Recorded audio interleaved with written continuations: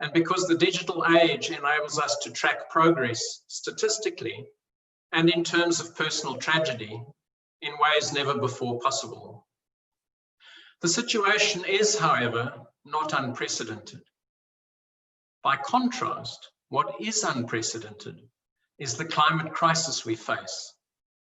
That crisis is becoming evident everywhere. Had you flown into Australia for this meeting, you would have seen the consequences of our last summer's devastating bushfires. The news is also replete with stories of problems elsewhere, including in the Arctic. Records of all kinds continue to be set, to fall, and to be set again. The Antarctic and Southern Ocean regions are an essential part of this unfolding climate crisis. SCAR's role is to facilitate science in, from, and about Antarctica and the Southern Ocean, to understand the regions and their future. This online science conference has much to offer in terms of new understanding in all areas of work. SCAR's other role is to provide evidence-based science advice. And what better place to listen to what some of this evidence is saying than our online science meeting? Of course, we then have the job of making sure that policymakers come to understand this evidence by thoughtful engagement with them. At our in-person meetings, we do find some of our policy colleagues in attendance, and I hope they are joining us online too, and welcome to them. Much of what we have done previously has involved traveling to large meetings. Now that travel is largely not possible. I'd like to recognize the positive impacts of this situation on greenhouse gas emissions, and particularly carbon dioxide reductions, and how these impacts may persist as we become accustomed to new ways of meeting. Yet I'd also like to recognize the problems this pandemic brings. For long-term research and monitoring in the Antarctic and Southern Ocean regions, this shutdown has very significant implications. It does too for those in the early stages of their career. They are experiencing much greater hardship and fewer opportunities than those in later stages may have or have had. Moving to take up a postdoc or meet a leader in a field is harder now than it has been for decades. Inequity is especially pronounced for women, as all evidence is now showing. We have a great deal of work to do to address these challenges. Yet for the moment, this online science conference is a key way we have to interact and to share our knowledge and findings. So welcome again. I hope you all derive as much benefit as possible from the many novel opportunities the meeting format offers, for revisiting talks you may have missed, for posing questions when in a routine meeting the chance may never have come, and for helping to level the playing field in many other ways. Before proceeding further, I have some thanks to offer. To SCAR's Vice President for Science, Catherine Ritz, and her International Organizing Committee for their tremendous work. To Chandrika Nath, SCAR's Executive Director, and the amazing Secretariat team for pulling this online science conference together. To our community of chairs, organizers, and speakers from around the world who have really rallied to the meeting and have provided real enthusiasm for a very different way of interacting. And finally, I should in my thanks note a very special word of thank you to the Australian Academy of Science, the Australian Antarctic Division, the State Government of Tasmania, and the Federal Government of Australia through the AAD that agreed to host and support the now cancelled in-person meeting. Rhonda Bartley and her team from the Australian Antarctic Division put a fantastic local program together and deserve particular recognition. It was devastating when we heard that the meeting would simply not be able to go ahead. Gwen Fenton, the previous chief scientist, initiated Australia's bid to host the meeting.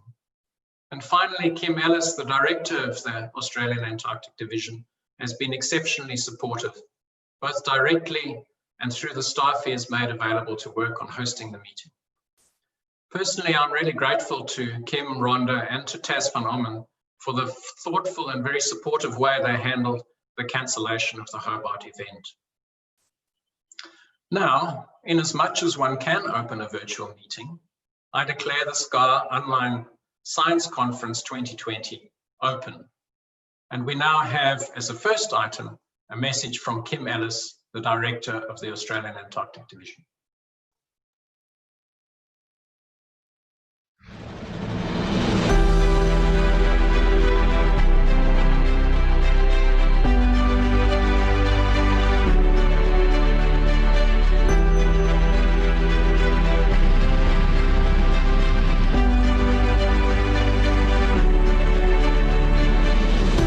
I'm Kim Ellis, Director of the Australian Antarctic Division. So where are you all? We're expecting to welcome you all to Hobart for the SCAR Open Science Conference at this time of year. But in fact, I know where you all are. You're at home working hard to manage the impacts of this global pandemic. Like so many other events worldwide, the coronavirus pandemic has caused the cancellation of our key Antarctic events here in Hobart for 2020. We had a tremendous response to SCAR ComNap 2020 and we're thrilled with the number of abstracts we received for the Open Science Conference. It's terrific to see SCAR now moving the meeting online. The Australian Antarctic Division is the Australian Government's lead agency for the coordination, management and delivery of the Australian Antarctic Program. Our science program is built on collaboration and partnerships with Australian and international universities, research institutions, government agencies and national Antarctic programs. It's the very spirit of the Antarctic Treaty in action. The Antarctic Division has a close association with SCAR. A number of our senior scientists have roles within SCAR, including in the SCAR scientific research programs, expert groups and standing committees. We see SCAR as the key international forum for Antarctic science. I'm very proud to lead an exceptional and dynamic Australian Antarctic science program. In Tasmania, the presence of Antarctica and the Southern Ocean are all around us. The cold winds coming up from the south, the ocean currents surrounding the island, and the endless migration of Antarctic species along our coastline. These are all real reminders of our significant southern neighbour, Antarctica. Here in Hobart, we've one of the largest concentrations of Antarctic science and Antarctic logistics in the world. Tasmania is the gateway to East Antarctica. Our scientists have led major research projects in East Antarctica, the Southern Ocean and on subantarctic Macquarie Island. The research is collaborative, it's multidisciplinary and often involves many of you in the international community. The future is looking very bright for the Australian Antarctic Science Program. Next year, we look forward to welcoming our new icebreaker, the RSV Noyina. Noyina means Southern Lights in Palawakani, the language of the Tasmanian Aborigines. The ship's icebreaking and logistic capabilities, combined with state-of-the-art science, instrumentation and laboratories, will offer scientists unprecedented access to the Southern Ocean and Antarctica. In the next couple of years, we also expect to see the first operating season of our remarkable new Trans-Antarctic Traverse capability, setting out from Casey Research Station to retrieve a million-year-old ice core from the Antarctic Plateau. We're also upgrading and modernising our research stations, embracing new and emerging technology to build better, safer and more efficient platforms for scientific research. The SCAR 2020 theme was to be Antarctic Science Global Connections. I hope that you can carry this theme into your presentations and discussions through this new and emerging online format. This is a theme that serves us all well, even more so in these turbulent times. It reminds us that the science we undertake matters to the world now more than ever. It also reminds us that it's the connections and collaborations we foster that enable us to make landmark discoveries essential to better understanding and protecting this remarkable continent of Antarctica. We hope you stay safe and well, and we wish you all the very best for this online SCAR Open Science Conference event.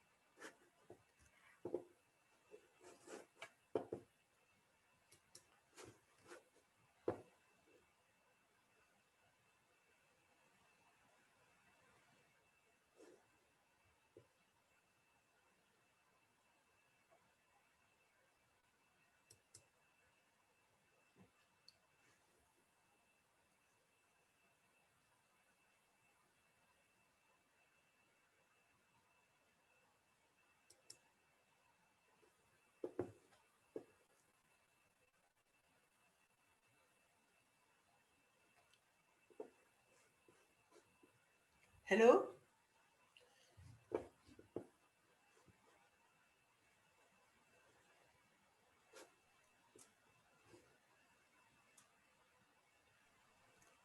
Can I speak?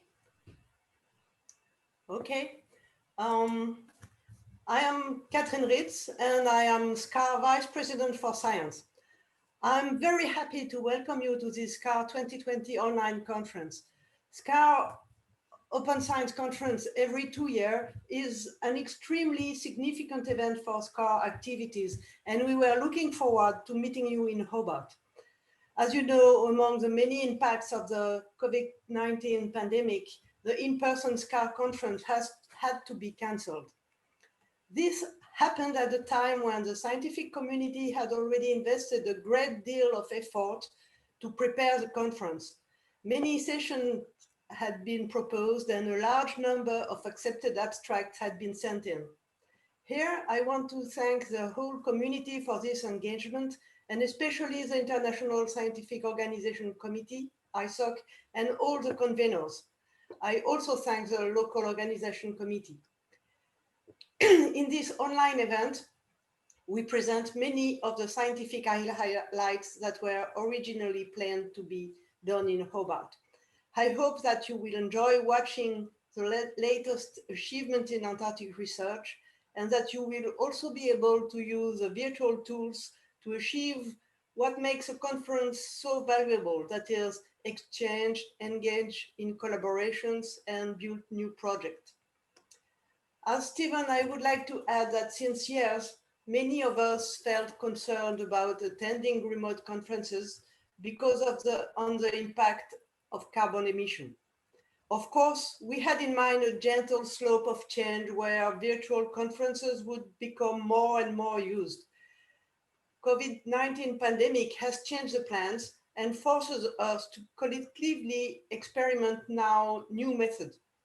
Although the global situation is dramatic for many people, one can see a little positive impact in this push to change faster. So we'll do our best, and by we, I think especially to Chandrika Nath and the SCAR Secretariat, who have been exceptionally responsive in organizing this event. Remember that we are still in an experimental stage, and we will see what works and what doesn't, and please be kind with us. Now, I'm very pleased to introduce the first plenary speaker, who is Valerie Masson Delmotte. Valerie is a well-known paleoclimate scientist whose specialty was using ice core records to understand climate change. but her field of expertise and responsibilities extends much further than ISCORE, and in particular, she is now co-chair of the Working Group on Physical Science Basis in IPCC. As such, she was a driving force in the recent reports on 1.5 degree C and ocean and cryosphere, and in the coming IR6 report. We can't wait to hear her vision and the various assessments of IPCC about Antarctica and climate change. I encourage you to write questions by text in the box Live and Q on air portal. And now, Valerie.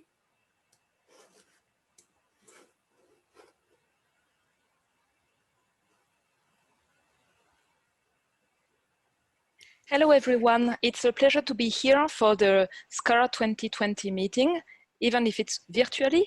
I hope that you are all doing as well as possible in this challenging COVID-19 context. This presentation is going to be focused on climate change, Antarctica and the Antarctic ice sheet in recent IPCC reports. You can see in the upper part of this slide a visual representation of the ongoing warming at the global scale, 1 year, 1 bar, with this 1 degree of global warming experienced with visible impacts for all of us and for ecosystems on this planet. My challenge now is to brief you on climate change in 5 minutes. So I describe climate science as the outcome of a major scientific endeavor with initial traditions to observe or record the past climate variations, breakthroughs brought by instruments to measure the characteristics of weather, and following by the development of meteorological networks, and then observations from space since the 1970s that have been instrumental to better observe remote polar regions. Climate science has also progressed through basic theoretical understanding of, for instance, physics of the ocean, of the atmosphere, glaciology, the understanding of radiative transfers. I also describe paleoclimate as a major pillar of climate science through the understanding that climate has changed in the past, the ability to date and quantify these past climate variations, and the ability to understand the causes and the processes involved. Climate models have played a key role in understanding how the climate system operates, how it has reacted in the past to perturbations, and to explore physically plausible futures under various scenarios. But climate science is only one small part of climate change sciences, which build on all disciplines to understand the impacts and risks of climate change for societies, for ecosystems in different regions and sectors, and to explore response options for risk management, for adaptation, to reduce greenhouse gas emissions while ensuring a sustainable development. I also want to flag that what has been observed in the last 30 years had been anticipated by raw available climate models in the 1990s. It's not the case for changes to the Antarctic ice sheet or the Greenland ice sheet, and knowledge over the last 30 years has made major progresses to characterize their flow, their time scale of reaction, and their potential contributions to sea level rise. Ice core records are instrumental to characterize past changes in the atmospheric composition, and you can see here a compilation of changes to the concentration of 3 well-mixed greenhouse gases in the atmosphere over the past 2,000 years. And you can see how different is the current increase compared to the background natural composition of the atmosphere, which is representative of warm phases or interglacial periods of the last 800,000 years. So the Anthropocene describes this period where what you see when you analyze air trapped in Antarctic snow and ice, the first thing that you see is the fingerprint of human activities. By adding these gases in the atmosphere through burning fossil fuels and agricultural activities, we modify the radiative transfers in the atmosphere. We cause an imbalance in the atmospheric energy budget, and this is the key driving force to climate change. Due to the Earth's energy imbalance, heat is accumulated. A part of that extra heat is used to melt snow and ice. Part of that extra heat is accumulated in soils. A tiny fraction, only about 1%, leads to the warming of the air and the lower part of the atmosphere, and most of the heat goes in the ocean. And this makes climate change irreversible due to this accumulation effect of the ocean. The ocean is trapping heat, it's trapping also 20 to 30% of our CO2 emissions, which is causing its acidification. Just to give an order of magnitude of the importance of ocean heat uptake, just the amount accumulated between 2018 and 2019 is about 40 times the total amount of primary energy used by humanity. Out of the heat uptake in the ocean, the Southern Ocean is currently taking up about half of that amazing amount, which is also highlighting the importance of the Southern Ocean. This extra heat in the Southern Ocean is also affecting the stability of ice shelves through an additional melt below the ice shelf surface. I go back to global warming, so an index of climate change, amongst others, which refers to the warming at the surface of the sea and the surface of the air above the continents. It's now shown in the usual scientific format, month by month, as a difference from the average over 1850 to 1900. You see in black what is observed, in blue what would have been the response only to natural forcing, small variations in solar activity, or the temporary effects of the particles and their umbrella effect due to volcanic eruptions. You can see that it does not explain what is observed.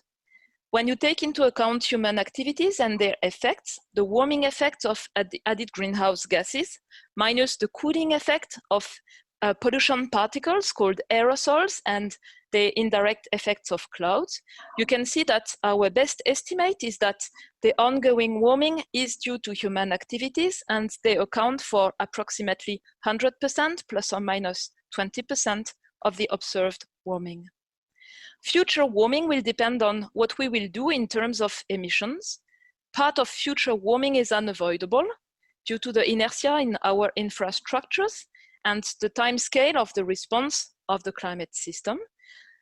The two key conditions to limit warming are to limit the net effect on the climate system of non-CO2 factors, other greenhouse gases, aerosols, and land use. But the most important aspect is to achieve climate stabilization, is to reduce CO2 emissions so that the global emissions reach net zero as soon as possible. And the earlier we reach that, the more limited future warming is going to be. Global warming is also affecting extreme events. When the mean temperature is rising, the occurrence of cold weather events is decreasing. They still exist, but they are less frequent, and it's more challenging to reach record cold conditions. You can see that previous hot weather conditions become much more frequent, and it's common and it's observed over the continents and the ocean, more extreme hot weather, heat waves and marine heat waves. So the characteristics of a changing climate are changes in mean temperature, but also in extreme temperature. Changes in the hydrological cycle, for instance, a warmer atmosphere can lead to more extreme rainfall or snowfall events. Changes in drought due to the evaporative demand of a warmer atmosphere, as well as changes in precipitation patterns, and droughts are and will be more frequent in Mediterranean type climates. A shrinking of the cryosphere, a reduction in the duration of the snow cover, especially in spring, a generalized shrinking of mountain glaciers, an increase in the recurrence and duration of weather conditions that are favorable for wildfire, a warming and thawing of permafrost. In the ocean, consequences include warmer mean conditions, more frequent marine heat waves, ocean acidification due to the absorption of CO2. A warmer ocean is less able to mix, and this leads to a decline in the oxygen amount in the upper ocean layers. Because the ocean is warming, it's expanding, and because glaciers are melting and ice sheets are reacting, this also contributes to the rise of sea level. So mean sea level rise and more frequent extreme sea level events also affect all world's coasts due to submersion and erosion risks. I want now to introduce the role of the IPCC and how it operates to assess the state of scientific knowledge.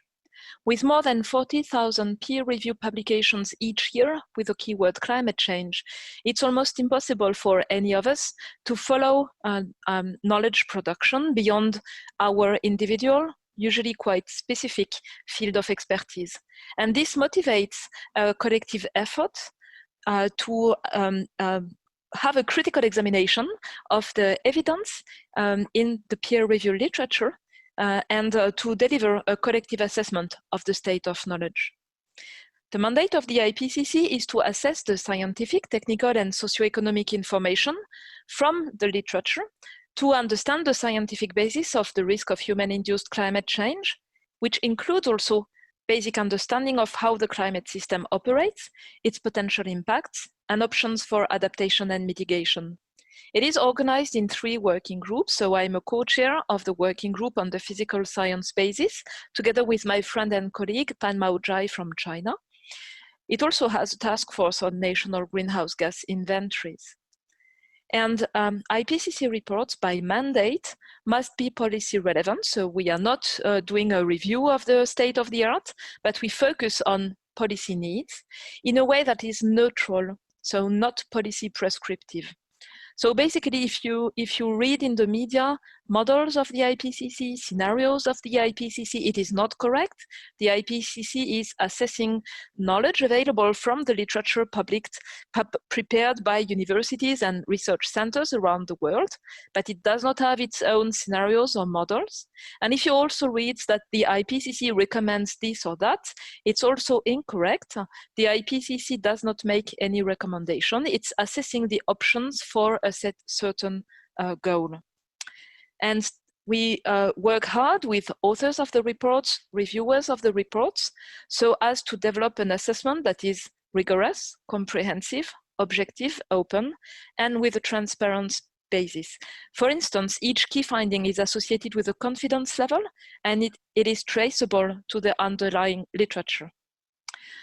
So the IPCC has been established under the auspices of the World Meteorological Organization and the UN Programme for the Environment in 1988. It has released within each assessment cycle working group reports and then specific focused special reports. For each aspect, the questions that are explored are: what is policy relevant? What is the novel development in related science? What is robust, resisting to critical examination through time? What is emerging?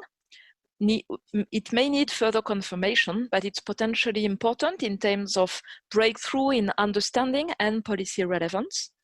What are the main sources of uncertainty and the knowledge gaps? It also implies to look at scientific controversies and explain them. And finally, how can this state of knowledge be clearly communicated? Reports are prepared through a co-design process. Government delegates in a plenary session make the decision to prepare a special report on a given topic, considering all proposals received with a perspective of knowledge developments and a perspective of policy needs. When this is decided, Bureau members like me, we convey a brainstorming scoping meeting where we define the structure in that report in chapters and key bullet points. This is important because it maps the expertise that we need to have for the preparation of the reports. When this outline is approved in the plenary session, we have nominations of authors from governments, from observing organizations such as international research programs or Bureau members. We do a selection of authors looking at expertise. This is the primary aspect, but also a diversity of authors, because when you have a diverse group of authors, you have a better use of critical minds and collective intelligence. And this means attention to renewal, 2/3 of new authors, attention to the balance across regions and to the gender balance. The authors prepare freely their first order draft. It goes under expert review. They revise their draft considering the review comments as well as recent knowledge. And based on that second order draft, we draft the first version of the summary for policymakers. That package goes under review again from the research community and from governments. Chapters are then consolidated. A next version of the summary for policymakers is prepared for government review after the basis of publications has been closed. And then there's a final government review of the summary for policymakers, focusing on the fidelity of that high-level product to the underlying chapters. And obviously, this is also facing sometimes politically sensitive aspects or the wish from some governments to extract more information from the underlying chapter for that synthesis. And this goes through an approval with the delegates of all governments, line by line, word by word, table by table, and figure by figure. It's a long process which is helpful to provide clarity on the science, improved the formulation of the scientific findings, and it also helps have a body of science that is endorsed by all governments and can be separated from the discussions on political choices.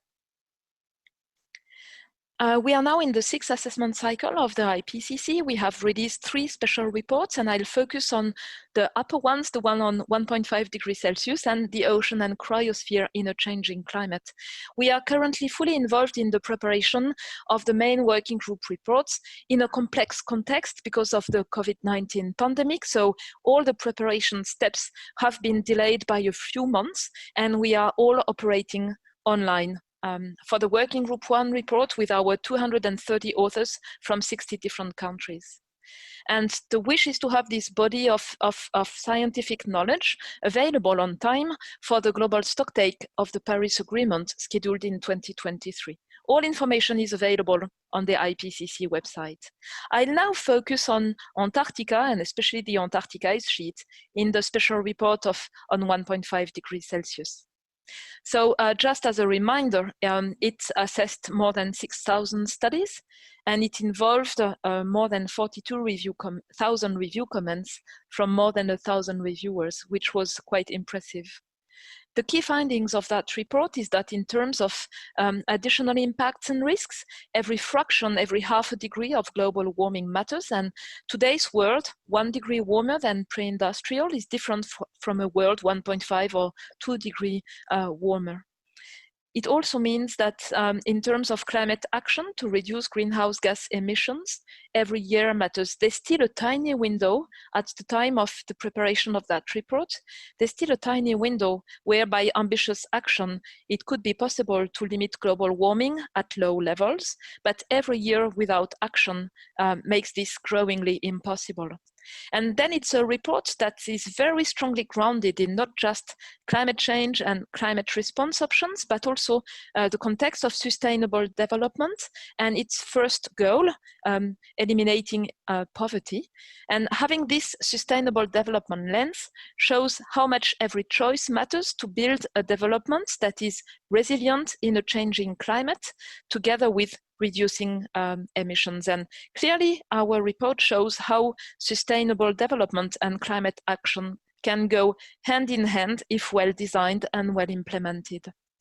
So this report has explored a number of impacts and risks associated with different levels of warming from today's to 1.5 and 2 degrees above the 1850 to 1900 levels.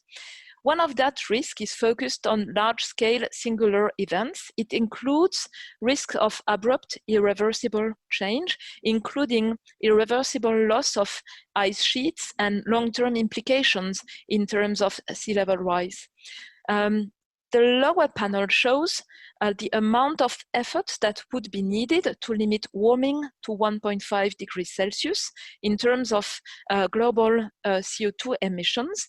And you can see that to limit warming to that level, CO2 emissions need to decline by around 50% between 2010 and 2030 and reach net zero So any residual emission due to human activities is compensated by an elimination of CO2 from the atmosphere and long-lasting storage. And this CO2 neutrality would have to be reached by 2050 to limit warming to such a low level. It also shows the scale of CO2 removal if you would like to limit warming to such a low level, but with a delayed action, which means more cumulative CO2 emissions and more negative emissions to go back to 1.5 degree warming after an overshoot. I would like now to focus on aspects related to the Antarctic ice sheet. So the risk associated with large-scale singular events has been revised upwards compared to the previous IPCC assessment, mostly because of new observations and models related to the West Antarctic ice sheet. A clear message is that even if warming is limited to 1.5 degree in the 21st century, sea level will continue to rise, but the rate of sea level rise and the long-term amount of sea level rise would be more limited. Marine ice sheet instability in Antarctica or irreversible loss of the Greenland ice sheet could result in multi-meter rise in sea level over hundreds to thousands of years. And these instabilities could be triggered at around 1.5 to 2 degrees of global warming with a medium level of confidence. If I go back to the specific aspects related to the Antarctic ice sheet, the report flags that instabilities exist, as I just said, but that no existing studies have robustly assessed the possible future evolution of Antarctic sea ice under low warming scenarios. Literature on the attribution of Antarctic ice sheet outflow changes to anthropogenic forcing is still in its infancy. And finally, for the Southern Ocean, the fact that the ramifications of changes to the productivity of these regions have substantial implications for ocean food webs and fisheries globally. In the lower panel, you can see the use of information from past climate. There was a box on that aspect in the chapter of impacts and risks, bringing together information from past warm phases at the beginning of the Holocene, during the last interglacial period, or during the warm phases of the Pliocene. And this paleoclimate information is particularly important due to the limited state of understanding of how the Antarctic sea ice or the Antarctic ice sheet will react with further warming. The analogies are limited, but when you have limited observations, limited confidence in your models, it's a very precious line of evidence. I also want to flag that the discussion of that report was quite sensitive with the government, and it was even obvious at COP24 when we presented the outcome of that report. The governments only agreed to thank us for delivering the report on time, and there was resistance by 4 countries to welcome the report and use it further in the international climate policy negotiations. And the tension is particularly obvious from the perspective of vulnerable countries, especially small island states, which are heavily exposed and vulnerable to the consequences of rising sea level. I'm now moving to the IPCC special reports on the ocean and cryosphere, which assessed around 7,000 publications and received more than 30,000 review comments from more than 800 expert reviewers. That report stresses how much human-induced climate change is already affecting life-sustaining systems from the top of the mountains to the depths of the ocean, and the fact that some of these changes will continue for generations to come. So it's putting an emphasis on risk management and on cascading effects through physical changes to ecosystems and human societies, as well as related response options. Cascading effects are illustrated here, and they also show that what is experienced can also affect human behavior, leading to more ambitious climate action, hopefully. There's a specific chapter on polar regions in that report, and it stresses that polar regions, both in the Arctic and the Antarctic, will be profoundly different in the future compared with today. And the degree and nature of that difference will strongly depend on the rate and level of global warming, and thus on what we are going to do, our choices in terms of global greenhouse gas emissions, especially in the coming decades. High levels of warming and impact in these regions will challenge risk management and adaptation responses, both regionally as well as worldwide. And this is due to the implications of what is happening for the Antarctic ice sheet as well as the Greenland ice sheet and its implications for global sea level rise. And just a reminder, at the moment we have more than 600 million people living on the coastlines, including around 50 million people in small island developing states. It's projected that about 1 billion people will live really on the coastline by 2050. So this is the reported projections in that report of mean sea level rise for scenarios with climate action, so that global warming is limited to well below 2 degrees by 2100, and a scenario of very high levels of greenhouse gas emissions. So the most important greenhouse gas emission scenario available, showing a difference in the second half of the century and a large difference in terms of projected mean sea level rise over the course of several centuries until 2300. This report assesses the mass loss from the Antarctic ice sheet, which is caused by rapid thinning and retreat of outlet glaciers, especially draining the West Antarctic ice sheet. It's reporting that the acceleration of ice flow and retreat is observed in several sectors, and that these changes may be the onset of an irreversible ice sheet instability, but more research and the development of methods to detect the onset of an irreversible ice sheet instability are needed to strengthen the level of confidence for such statements. Uncertainty related to such processes arises from the limits in observations, models that have a very simplified representation of some key processes, and limited understanding of the complex interactions between the atmosphere, ocean, sea ice, and the ice sheet. So it's stressing the need for more research in these dimensions. In the future processes controlling the timing of future ice shelf loss and the extent of ice sheet instabilities could increase, in fact, Antarctica's contribution to future sea level rise to values that can be substantially higher than the likely range reported here on a century and longer time scales. The largest source of uncertainty for the end of this century and global sea level rise mostly comes from ice sheets, especially in Antarctica. And the report is explicit that the evolution of the Antarctic ice sheet beyond the end of this century is characterized by deep uncertainty due to the lack of confidence in the fitness for purpose of models and their representation of key processes. For risk managers for strategic coastal planning, considering the consequences of a sea level rise that a collapse of parts of the Antarctic ice sheet entails merits attention. This was our effort to summarize and explain our state of knowledge so that it can be used in terms of risk management, not just considering the likely ranges, but also in some specific high-risk situations, the upper end, so the high impact, low probability part associated with today's state of knowledge. I also want to stress that the report has other dimensions related to the Southern Ocean and ecosystems.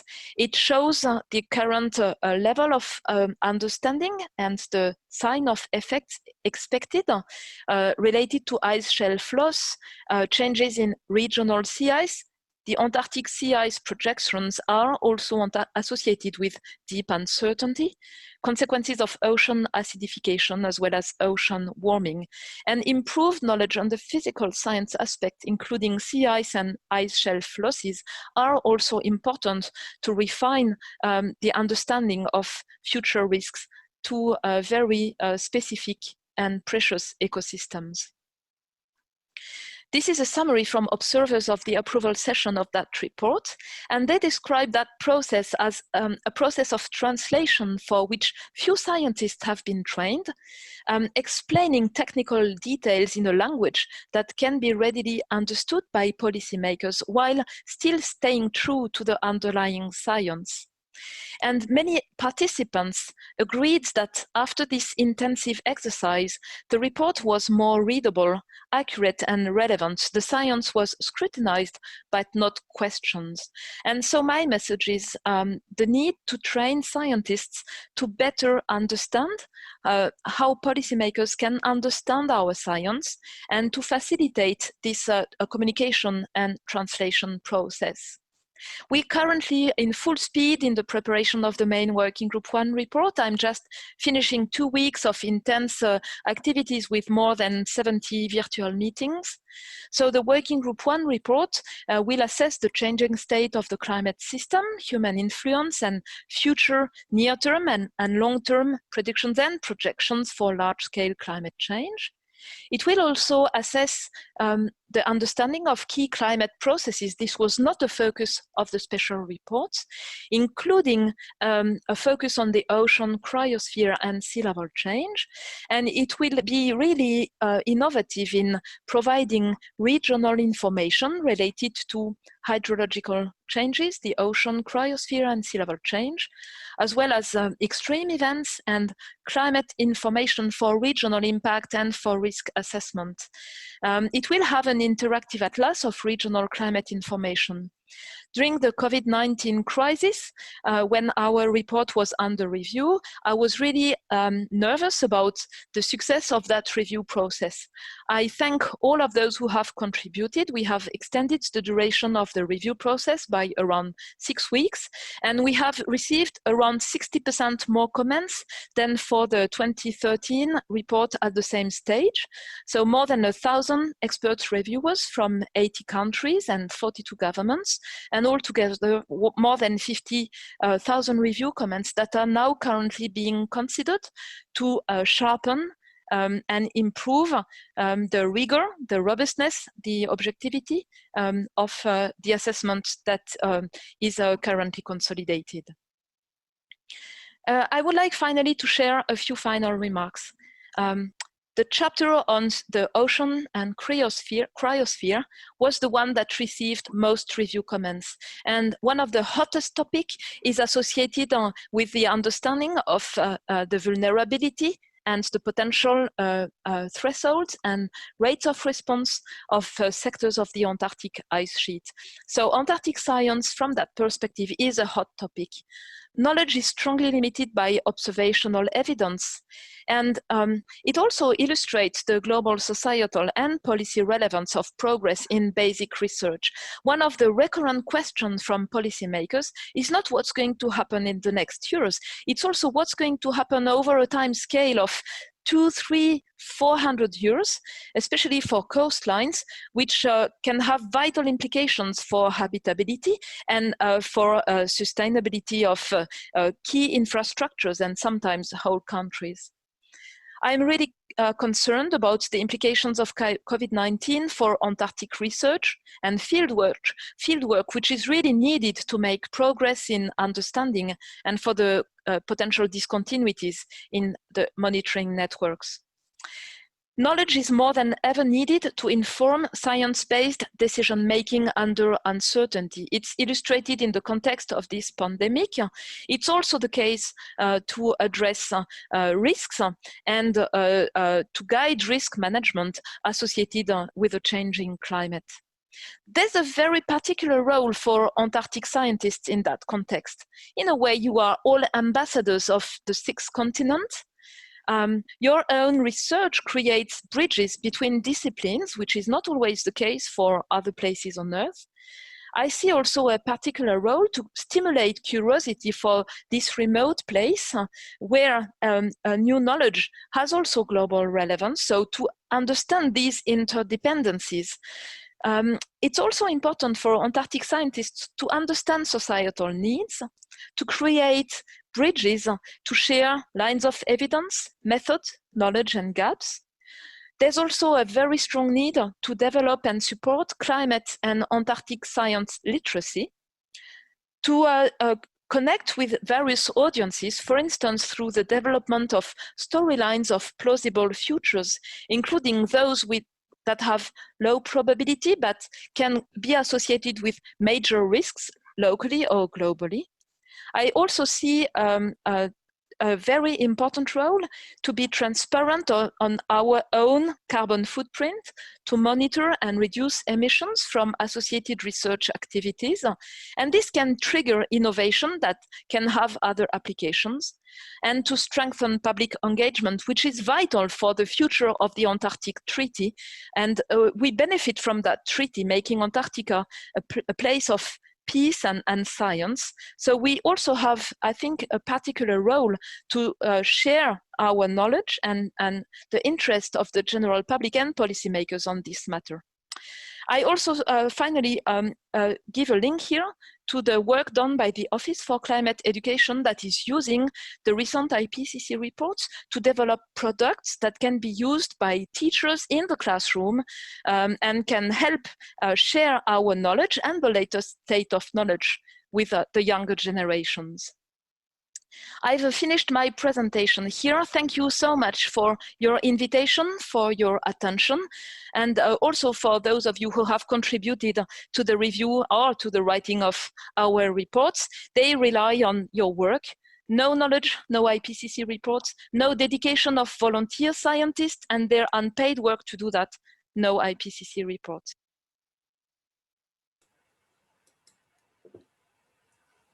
Thank you very much, Valerie, for this presentation. We have quite a lot of questions here. They are rated, so I will follow the most popular questions. First, what areas of Antarctic research address the greatest uncertainty in determining climate change? I think you have a full range of options related to Antarctic research. The first one is about how the Southern Ocean operates and will change in the future. And this is related to its global relevance for the ocean heat uptake, for the global carbon uptake, and for the interface between the ocean and the ice sheet. The understanding and projections of Antarctic sea ice are also associated with deep uncertainty at the moment. There have been more progresses for the representation of processes in the Arctic recently, and there's really a need to make step progress on the Antarctic side.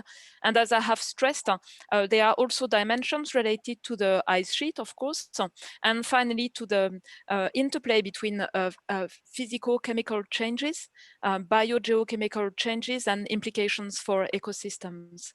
So in my view, there's really a need for step progress in all these multiple dimensions of Antarctic research. Thank you. What do you think is the most important thing for scientists to know about communicating with politicians or outreach or things like this? That's a good point. I think what's really important is to understand what you have as a common starting point, and therefore to understand the audience. And for me personally, what was most useful was to do outreach with young people, children, teenagers. And the reason for that is that they're smart. They ask questions when they don't understand things very clearly.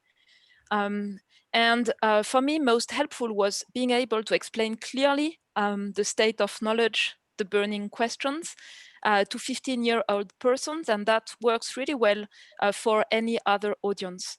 And in order to link to policymakers, we also need to create opportunities for that. So opportunities can come through communication through media, but what is even better is an opportunity for direct communication with policymakers.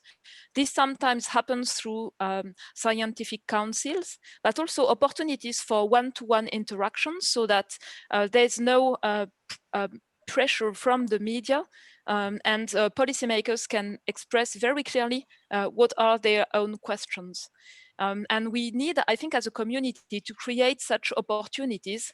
And the last thing is training policymakers at an early stage on climate or biodiversity issues.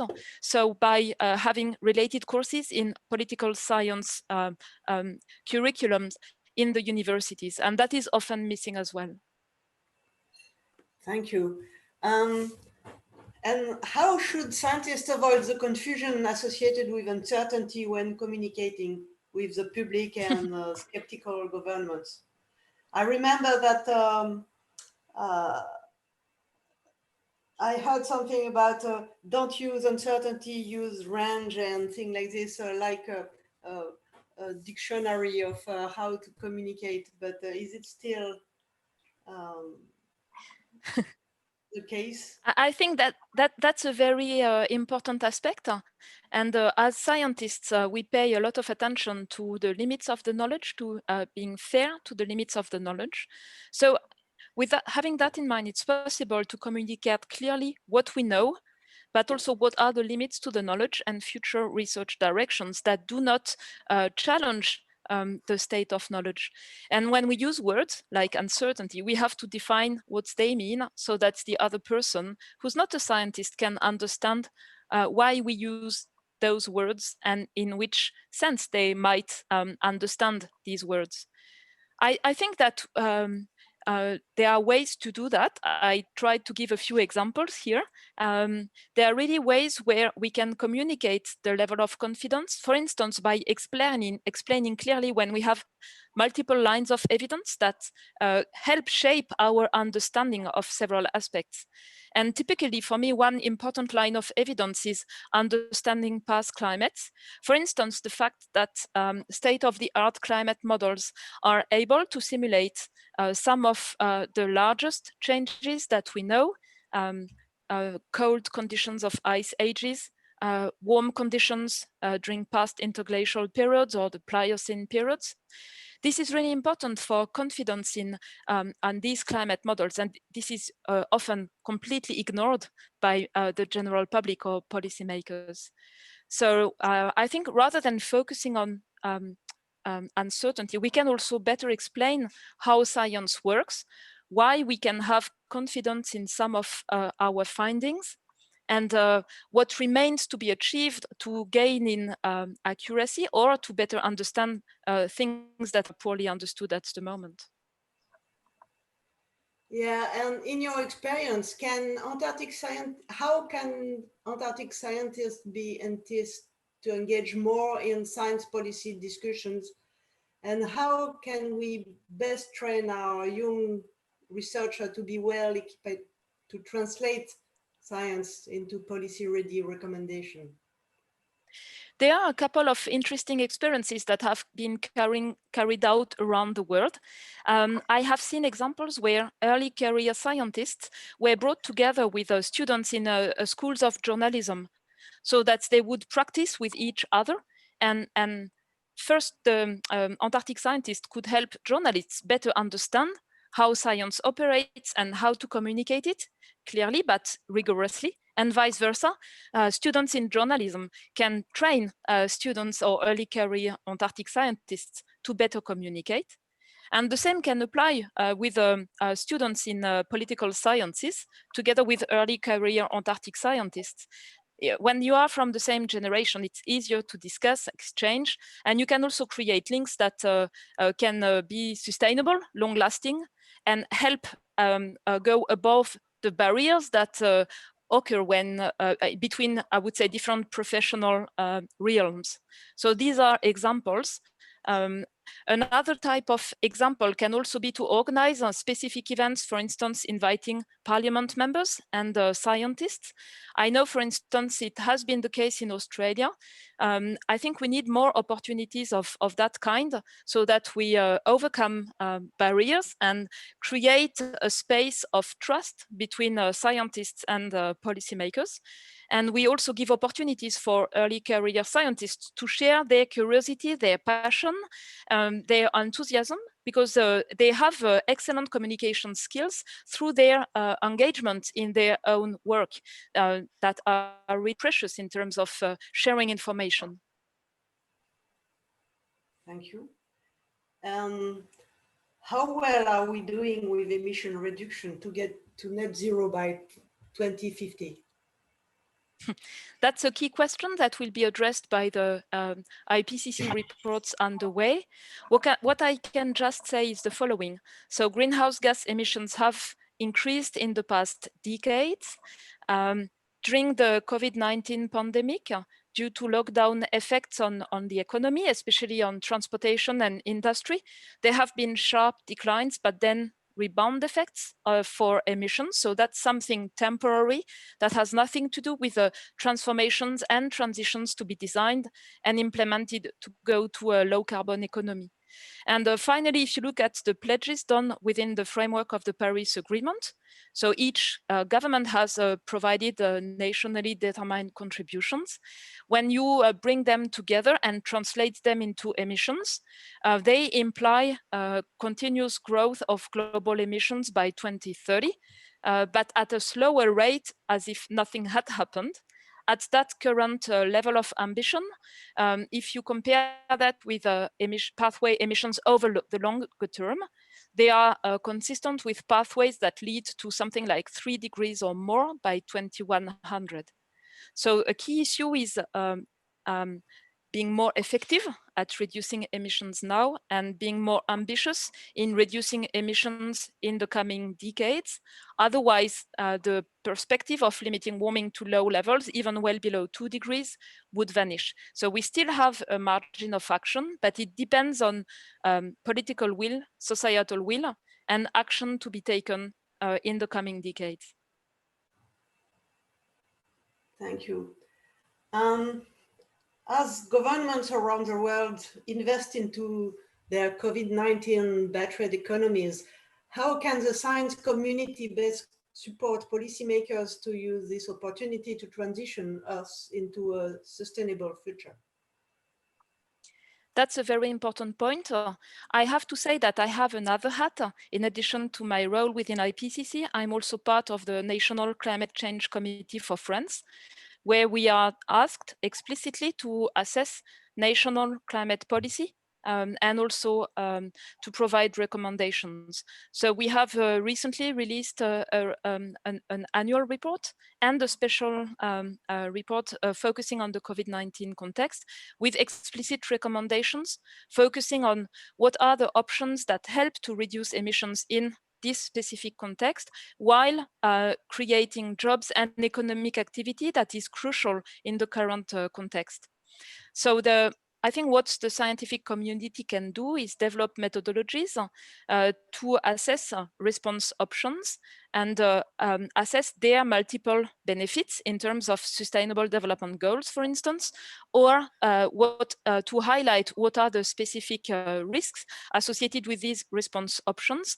And the high risks are a lock-in for high emission pathways if public spending to deal with the crisis supports the high emission sectors. There are a number of works that are already available. For instance, a study from British economists recently published through the Oxford Review, I think, that stresses what are the best options that give a win-win in terms of reducing emissions and promoting resilient and sustainable economic and social development. So we can build on that. What I see most missing with my view of a paleoclimatologist in this context is the fact that most decision-making does not use methods to monitor ex ante, so before they are implemented, the profile of actions through the lens of sustainable development. And there's an international organization, the Impact Assessment International Association, that is currently working in this direction, so as to go from a wish to approaches that can be implemented in practice to guide the decision-making almost real time, using methods to explore the benefits or the trade-offs between a specific action and the Sustainable Development Goals. Now, this needs to be really better included in the decision-making real time, and it's missing at the moment. Given the importance of IPCC, do you think that there will be an annex or something about the impact of COVID-19 on climate change, both for, I have questions for Antarctic, but also for the global world? So this is different for each working group. In the working group 1, we focus on the physical science basis. And obviously, the pandemic has implications on the resilience of the global climate monitoring system. For instance, it's particularly challenging for fieldwork linked to oceanography or remote regions, but also for the maintenance of even weather stations in some regions of the world. It also has implications for air quality, and there are lessons to be learned from reducing sharply emissions from several sectors and monitoring the effects on atmospheric chemistry and results. And this is a point of attention because there's a growing body of evidence suggesting that chronic exposure to poor air quality makes consequences of the COVID-19 more severe for people who are affected. And finally, there's an effect on global emissions of CO2 that has been monitored. There was a paper by Le Quéré et al. Linked to the Global Carbon Project in Nature that is related to real-time updates to explore the temporary consequences.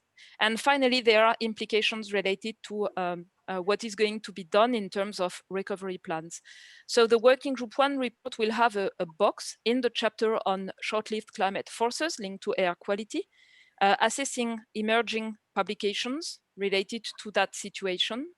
Our colleagues from Working Group 3 will also assess literature related to the recovery plans, building on previous crises, and assessing the literature that is emerging also specific to the current context. And finally, our colleagues from Working Group 2, who are dealing with vulnerability, impact, adaptation, they will also look at the links between climate change, pressures on biodiversity, conditions for the emergence of zoonoses. They have a specific chapter also related to climate change and health, where they are going to assess related literature.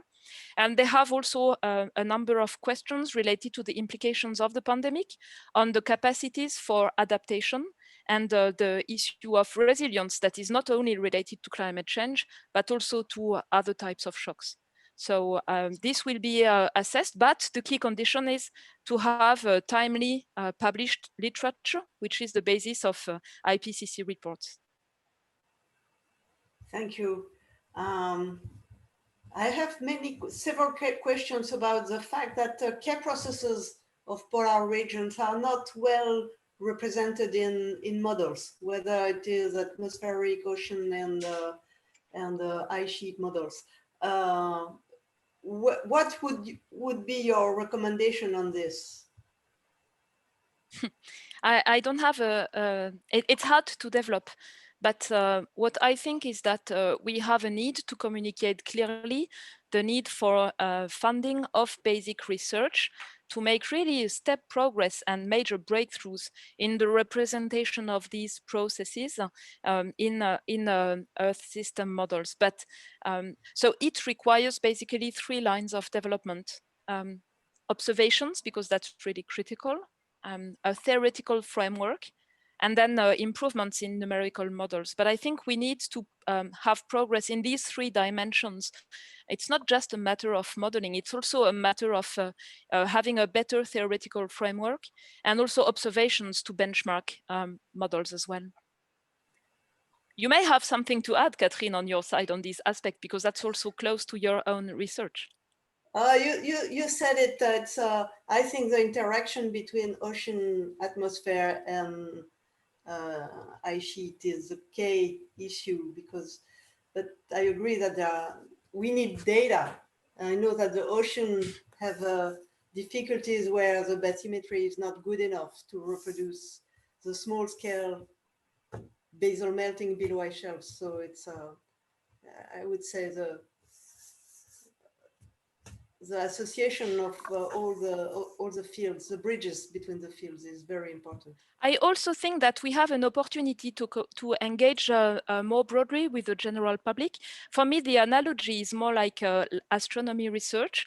It's really frontier research. It's on our planet, but it's very hard to make progress there. And I think our community can also engage better on the pure curiosity-driven aspect to raise interest in these aspects that are related with basic research, with understanding, but also have, as I said before, major societal importance. And this is a research that needs to be developed over a time scale of tens of years. So it's not just a one-shot aspect. It's really a long-lasting effort that is needed to make progress. And we need to have on board very bright minds. So it's also highly important to have on board more scientists. I just refer to the quote that you see on the screen. The international resources are limited. And it's not just a matter of funding, it's a matter of the number of scientists capable of working on these problems. So this is, for me, the most important aspect, engaging students, engaging early career scientists into these aspects so that they can contribute to new approaches and progress. Thank you. I think I will stop the question. I have a very last one. Several people ask, what can I do personally to contribute to IPCC's work?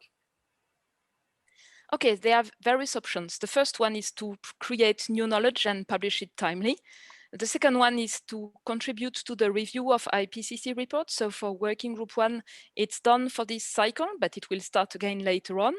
And there will be the possibility to review the reports of the Working Group 2 and 3 in the coming months. And the third thing is to apply to be an author of an IPCC report or to be elected as a bureau member like I am. And this goes through being in touch with the focal point of your country, or it can also come through international research programs that are observers to the IPCC and can also make nominations of authors. So there are multiple ways, and please contribute because this is a key for the quality of our reports. I hope more people will want to contribute in the future. And I have forgotten one thing, the next IPCC report, the next IPCC special report after 2023 will be on the topic of cities and climate change. And thinking of sea level and cities, they are very important aspects in the delivery of regional information at the scale of coastal cities, which is really strategic for many people on Earth. Thank you very much. And I think I will stop here the question and let the following of the session going.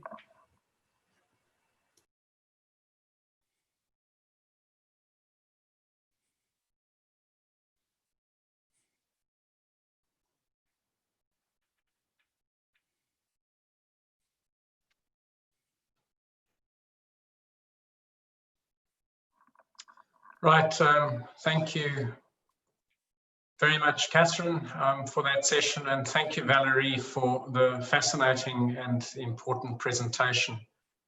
We really clearly have very much to do, and it's quite heartwarming that there's a role for all of us to contribute, and you've given us some very good advice on how we may do so as well in discussions with our policy colleagues, and ways in which we may actually improve those interactions into the future. So thank you. Colleagues, as many of you may be aware, SCAR recognises research and service to the global community in a variety of ways. One of the most significant of these recognitions is the SCAR President's Medal for Outstanding Achievement in Antarctic Science. The medal is awarded once every 4 years by the outgoing president. Had we been meeting in Hobart, my term as president would be coming to an end, and I'd be making this award. As some of you will appreciate, my term will continue just a little longer owing to the impacts of the pandemic. but I'm making the award today in keeping with SCAR's normal procedures. And thus, I'm extremely pleased and happy to be in a position to announce that the 2020 awardee of the SCAR's President's Medal for Outstanding Achievement in Antarctic Science is in fact our plenary speaker, Valerie Masson Delmotte. I would like now to read the citation that accompanies the medal. Normally, of course, you'd be able to see us on stage and see the medal, but it's not normally at all because of the climate crisis, as well as, of course, this pandemic.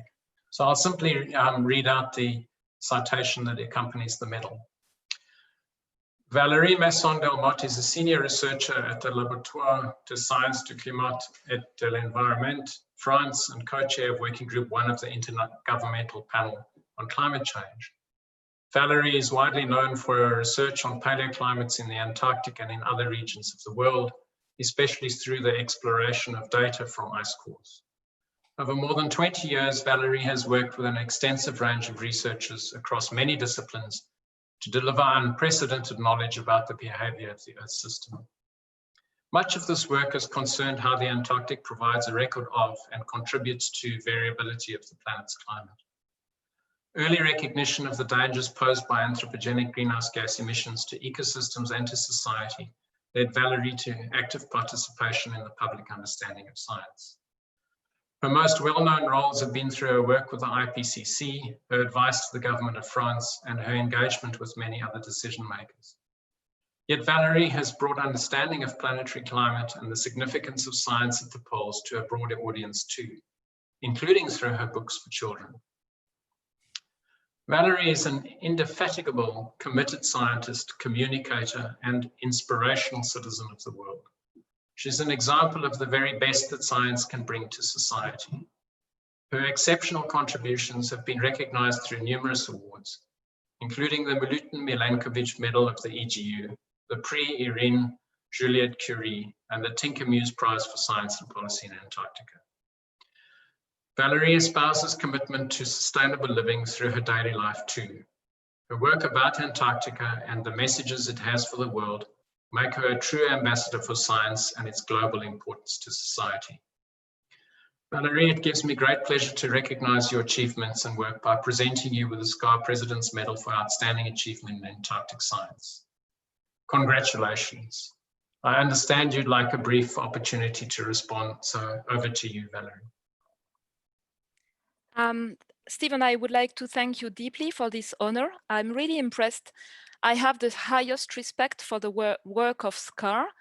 I have been extremely impressed by the report that SCAR had prepared on the Antarctic climate and environment. It has been an inspiration for me to work more across disciplines.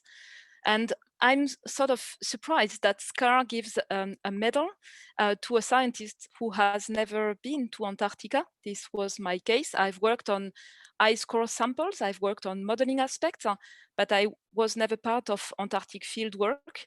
So I feel very humble with this honor and more than ever motivated to share knowledge and to trigger action, because I think for the future of Antarctica, for the future of ecosystems, for the future of the ice sheet, action is really urgently needed. And I hope all of you will also be ambassadors asking for urgent action. Thank you very much.